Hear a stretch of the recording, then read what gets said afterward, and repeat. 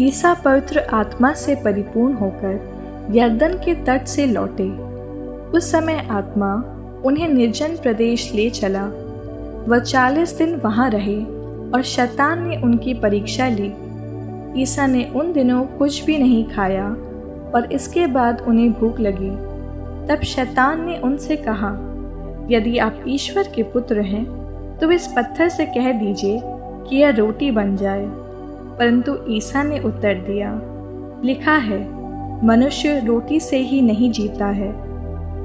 फिर शैतान उन्हें ऊपर उठा ले गया और क्षण भर में संसार के सभी राज्य दिखाकर बोला, मैं आपको इन सभी राज्यों का अधिकार और इनका वैभव दे दूंगा।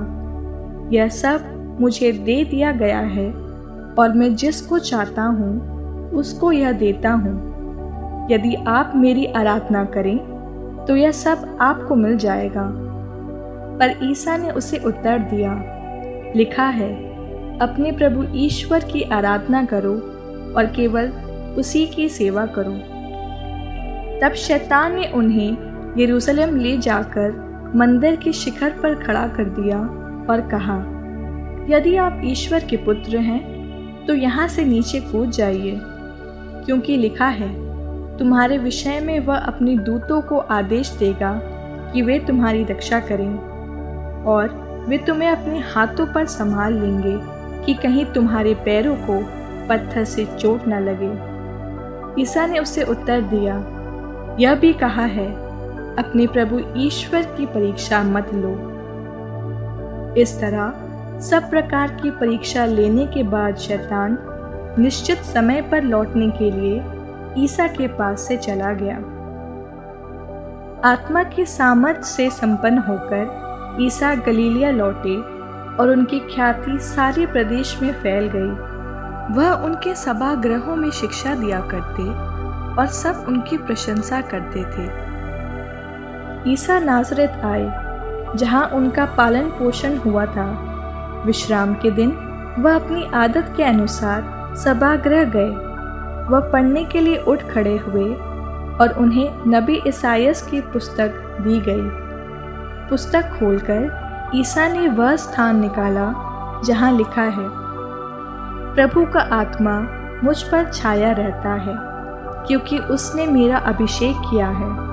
उसने मुझे भेजा है जिससे मैं दरिद्रों को सुसमाचार सुनाऊं, बंदियों को मुक्ति का और अंधों को दृष्टिदान का संदेश दूं, दलितों को स्वतंत्र करूं और प्रभु के अनुग्रह का वर्ष घोषित करूं।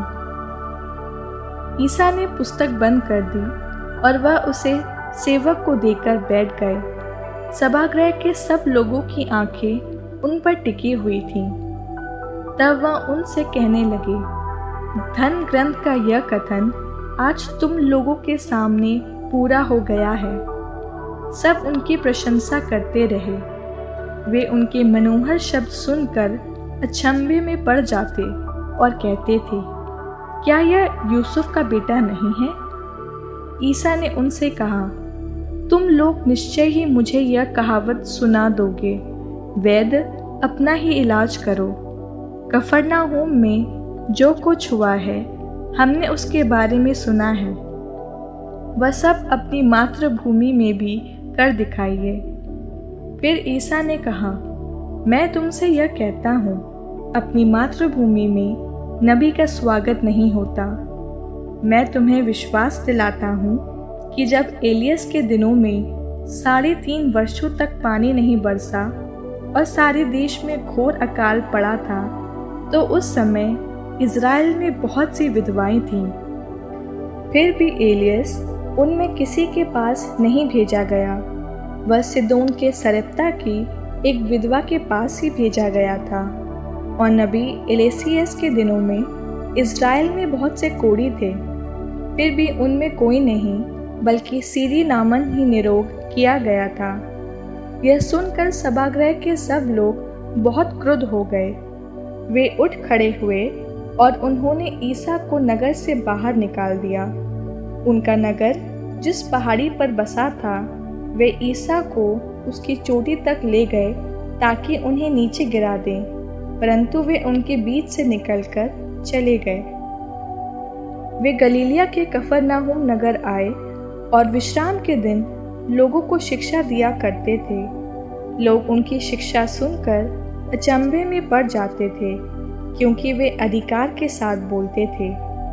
सभागृह में एक मनुष्य था जो अशुद्ध आत्मा के वश में था। वह ऊंचे स्वर से चिल्ला उठा, ईसा नाज़री, हमसे आपको क्या आप हमारा सर्वनाश करने आए हैं?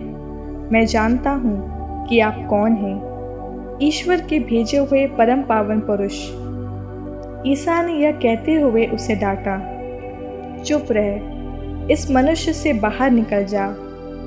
अब दूत ने सबके देखते देखते उस मनुष्य को भूमि पर पटक दिया और उसकी कोई हानि किए बिना वह उससे बाहर निकल गया। सब विस्मित हो गए और आपस में कहते रहे, यह क्या बात है?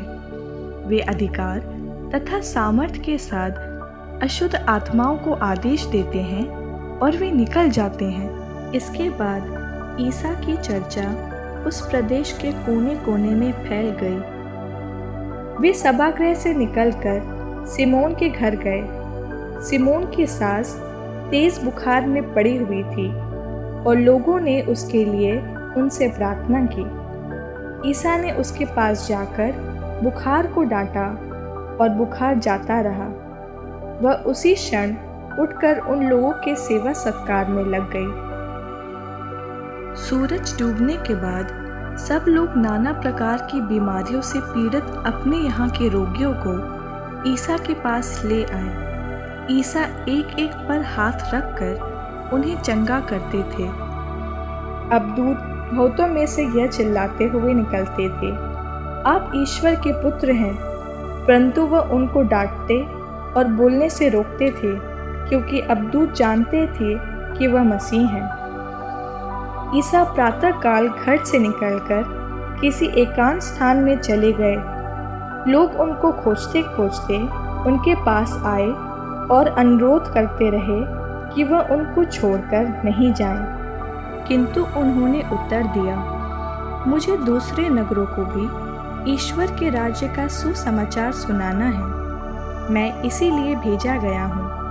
और वे यहूदिया के सभागृहों में उपदेश देते रहे।